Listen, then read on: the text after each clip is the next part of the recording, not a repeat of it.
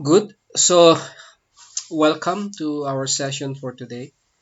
So, yesterday we did process design and we managed to identify four different types of design, process design. We have the job shop, we have the batch, we have the continuous. So, for today, we're going to do process audit so that now we can improve existing process. Now, why do we need to redesign or improve an existing process? It's because one, we are getting complaints from customers. So if you have, by the way, read the CBS case, if you go to exhibits 1 and 2, you will see there all the complaints coming from the customers. All right. So I hope that when you are reading the case, you saw exhibit 1 and exhibit 2. Number 2, there are quality issues. Okay, we are always getting complaints with regards to the quality of our products and quality of service. Okay, so in terms of the CVS case, if you go to page 2, paragraph 2, there are some quality issues there. All right, one of those is very long waiting time. Okay, so we need to reduce waiting time. Number 2, very low customer satisfaction. Okay, so we need to improve customer satisfaction. And number 3, sometimes safety is compromised. So we need to ensure safety of our customers. All right. So why are we redesigning, improving the process? Because of those three things. Paragraph 2, page 2. You can note that down. Okay. So with regards to getting complaints from customers, you can note down exhibits 1 and 2. For quality issues, paragraph 2, page 2. And then it's taking so long to finish a product or to complete a particular task. The same. All right. So especially on pickup, the technician will spend 30-45 minutes trying to sort out a particular issue because there are just too many problems caused by that simple process. And then management are spending all their time putting out fires. Okay? As managers, our job is supposed to be making decisions and then setting the strategy, achieving our sales, and so on and so forth. But if you are a manager, you're spending already all your time putting out fires. You are more of a firefighter rather than a manager. Then I think it's about time to redesign the process. By the way, what we are saying here is, look, there have been recommendations by senior managers at CVS to fire rude technicians because one of the complaints of customers is that, they're dealing with very rude technicians. Now, in the first place, why are they rude? It's because they're being blamed for problems they didn't create. Okay? So means to say, what we are saying in operations management, ladies and gentlemen, is whenever we have a problem, whenever we have complaints from customers, whenever there are quality issues, whenever it's taking so long to finish a product or complete a particular task, as a manager, check the process first, okay? Before blaming the people. 80% most of the time, the source of the problem is the process. All right? Remember that always. 80% most of the time, the source of the problem is the process and people can only be 20% as source of the problem. Now, the process and enterprise maturity level. Companies need to ensure that their business processes become more mature, capable of delivering higher performance over time. Okay? Remember when we were talking about Ari Busby, Otis Elevator. Remember what Ari Busby said there? He said, implementing information systems in an environment wherein we have broken or inefficient processes. It could have been a very costly mistake. Right? So eventually, companies need to ensure that their business processes become more mature, capable of delivering higher performance over time. Okay. There are two characteristics. We have process enablers, and then of course we have enterprise capabilities. Let's talk about process enablers. There are five process enablers. One is design. The design refers to the comprehensiveness of the specification of how the process is to be executed. Yesterday, we were talking about Benihana of Tokyo, all right? Their process design was very thorough, and it's very comprehensive, and and the performers, the people who execute the process, all right, particularly in terms of skills and knowledge, is very accurate and very high. All right, so we have the design and we have the performers. Okay, and with regards to the owner, it is actually a senior executive who has the responsibility for that particular process and measuring the results. Okay, and measuring the results. And number four, of course, we have infrastructure. These are information and management systems that support the process. It's exactly the same reason why we are studying information systems and operations management. We need to put in place the right infrastructure to be able to support those processes. And I'm going to give you a link later that you can watch also later as you do the exercise. All right. And then metrics. Yeah, it's very important that the measures that the company uses to track the process performance. So maybe in terms of sales, maybe in terms of throughput, maybe in terms of customers' feedback. Okay. The enablers are mutually interdependent. If any are missing, the others will prove to be ineffective. So without information system, although we have the design, we have the performers, we have the metrics, we have the manager, without information technology, it might not be that effective. All right, that's why we need information systems, including all the IT infrastructure that we discussed last time.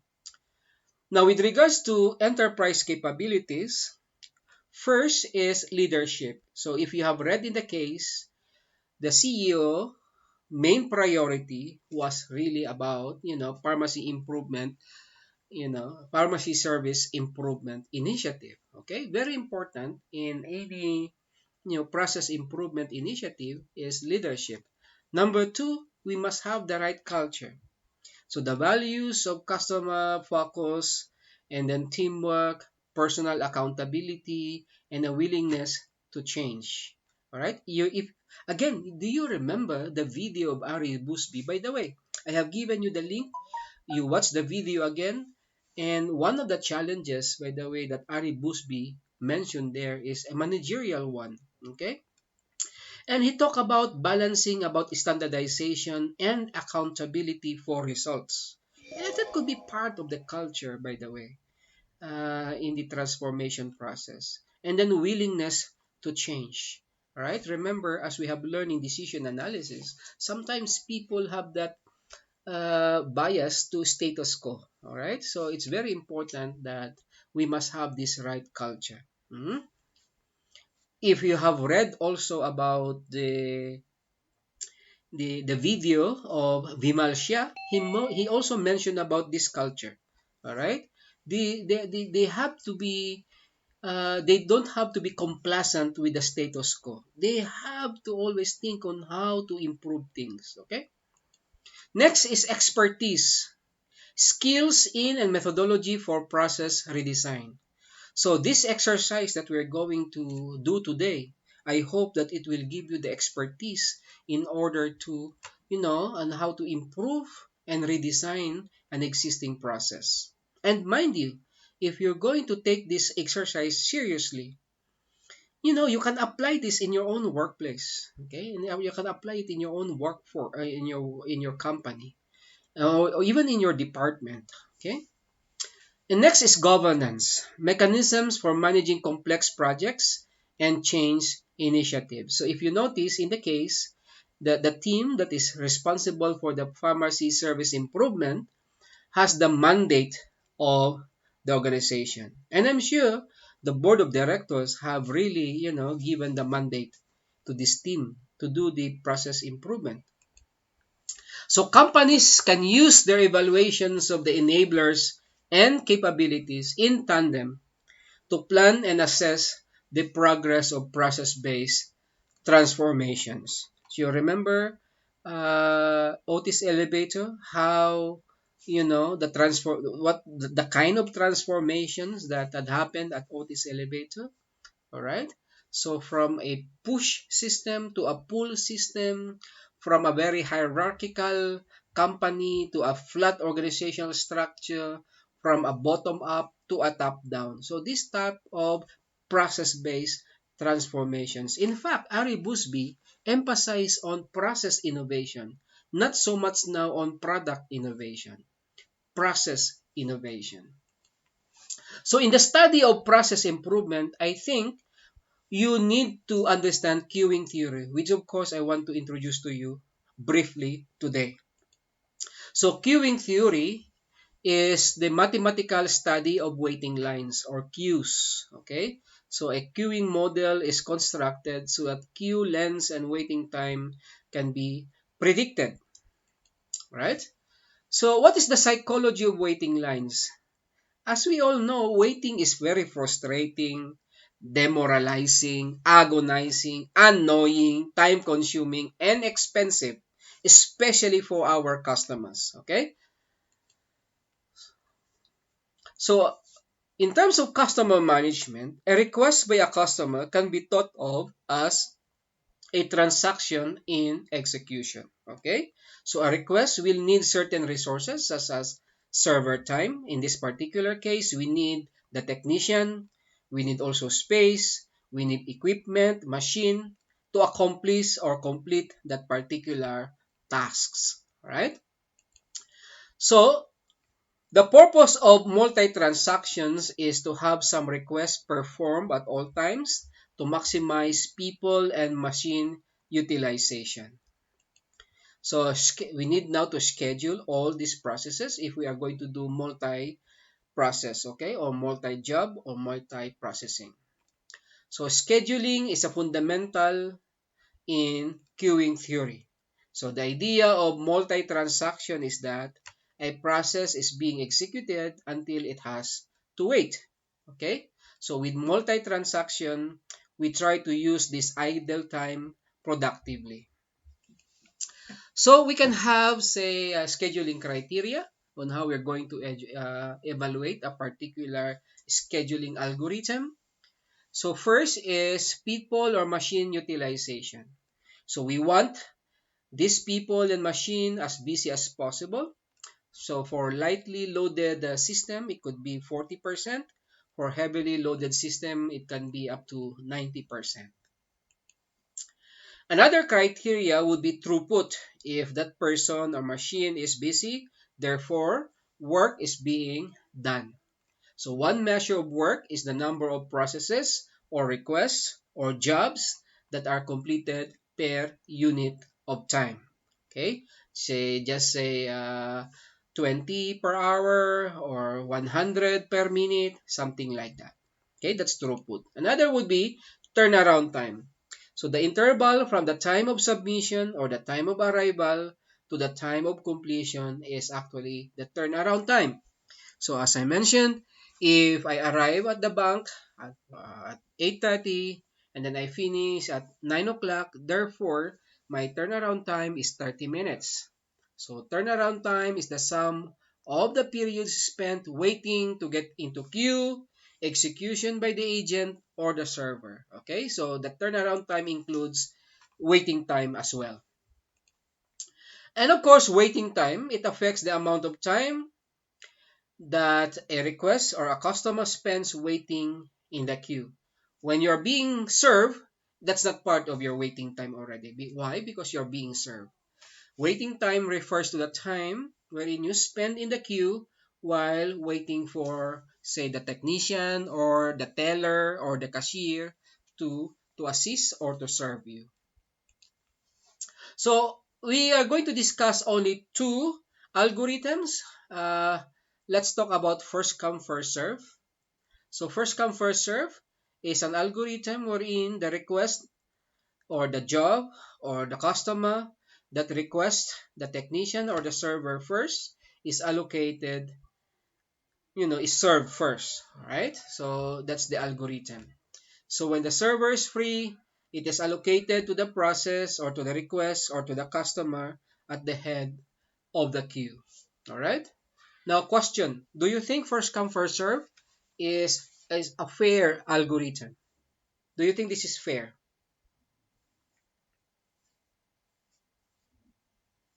Do you think first come first serve is a fair algorithm?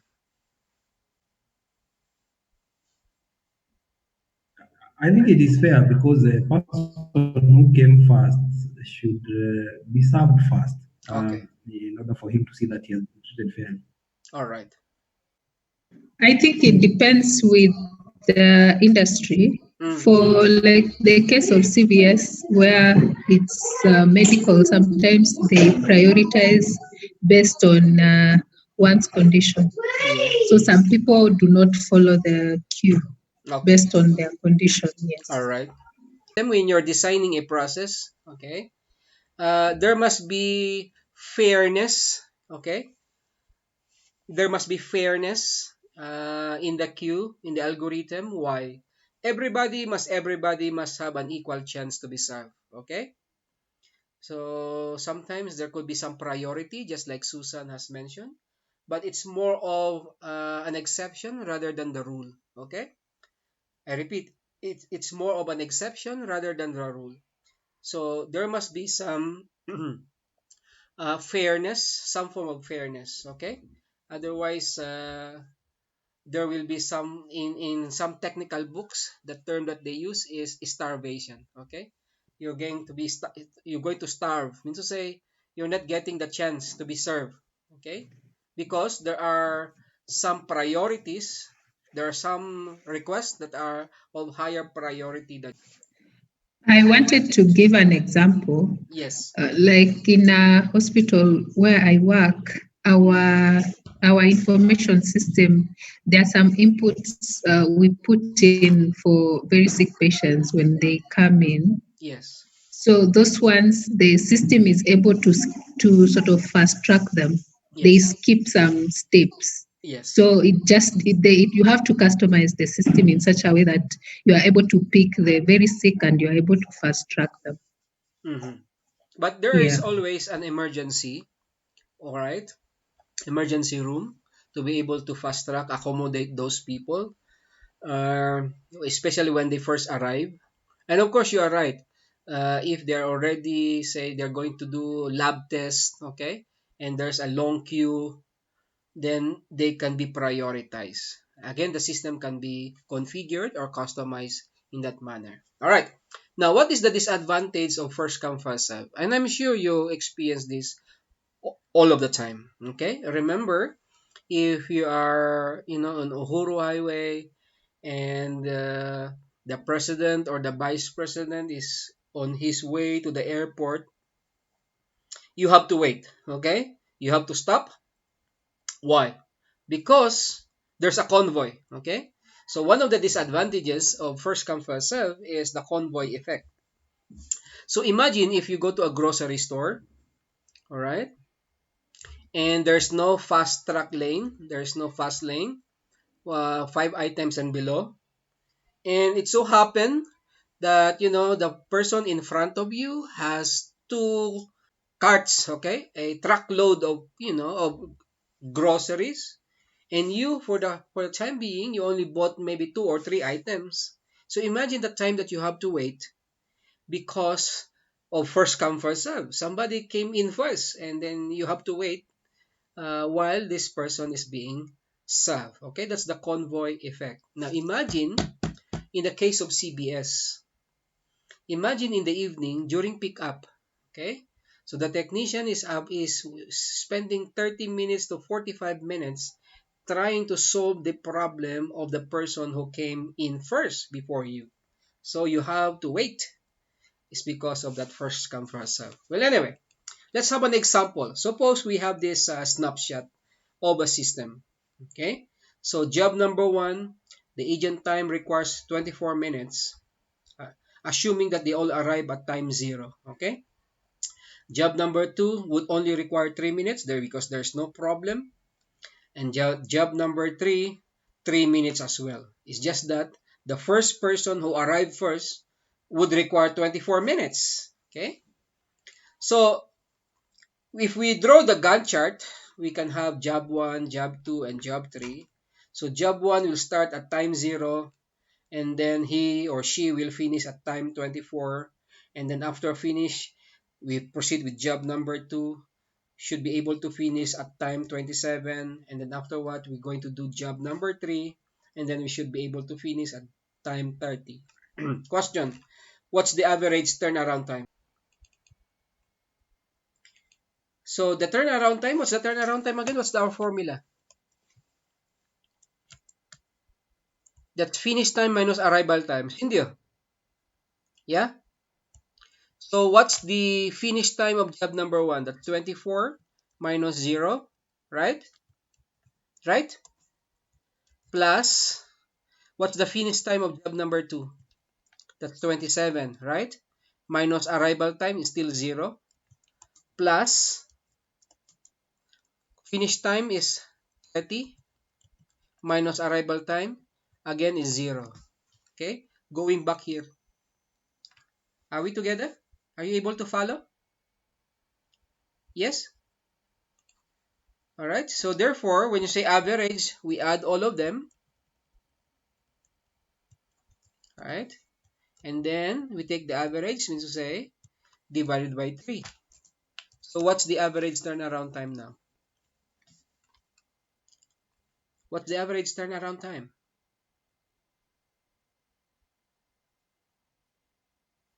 27. 27 minutes. Okay. How about the average waiting time? Job number 1. Did it wait? No. Job number 1. Did it wait?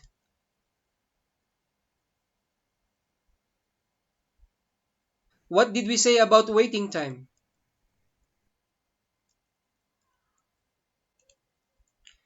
The time you spent in the queue. Cynthia,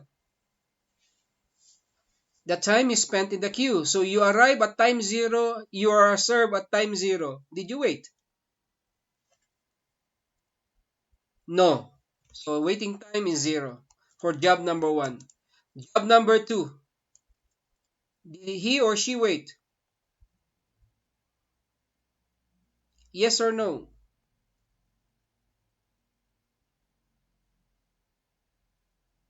Yes, 24 minutes. Yes. So 24 minutes. All right. Job number 3. How many minutes did he wait? Or she wait? 27. 27. Okay. That's good. Average waiting time divided by 3. That's 51 divided by 3. 17. All right. 17 minutes. So that's the performance of this system.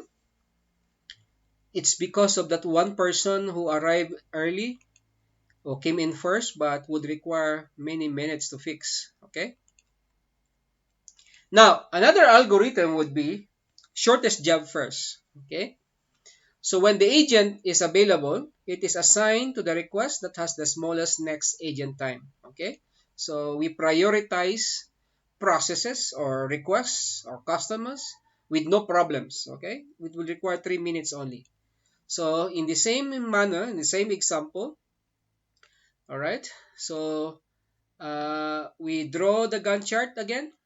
So in this particular case, we skip job number 1, okay, and we go to job number 2 and job number 3 first. So that's why now in my Gantt chart, okay, job 2 will start at time 0 and finish at time 3. And then job number 3 will start at time 3 and then finish at time 6. And then job number 1 will start at time 6 and end at time 30. Question, what's the average What's the average turnaround time? Job number 2. What's the turnaround time? What's the turnaround time for job number 2? That's Three. 3 minus 0, correct? 3. Yeah. Next, job number 3. That's 6 minus 0, correct? Yeah. Finish time minus arrival time, correct? Finish time minus arrival time. How about job number 1? This time, that's 30 minus 0. Alright? And then average now. Divided by 3. So what do you think is the average turnaround time? Average 13. turnaround time. 13 minutes. Okay? How about average waiting time? Job number 2. Did he or she wait? No. Right? Remember, job number 2 arrive at time 0. Correct? Correct. Yeah? And then, he or she is also served at time 0. So therefore, waiting time is 0. How about job number 3? Waiting time is 3. Okay? How about job number 1? How much time did he wait? 6. 6, of course. And then we get the average. Okay? We get the average.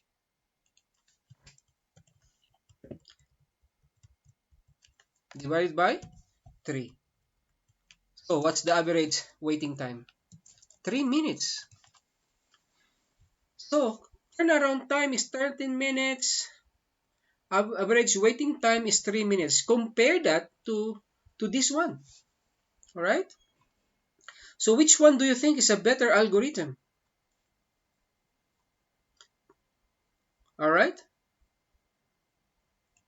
So, but the only disadvantage of shortest job first is, as I mentioned, is starvation.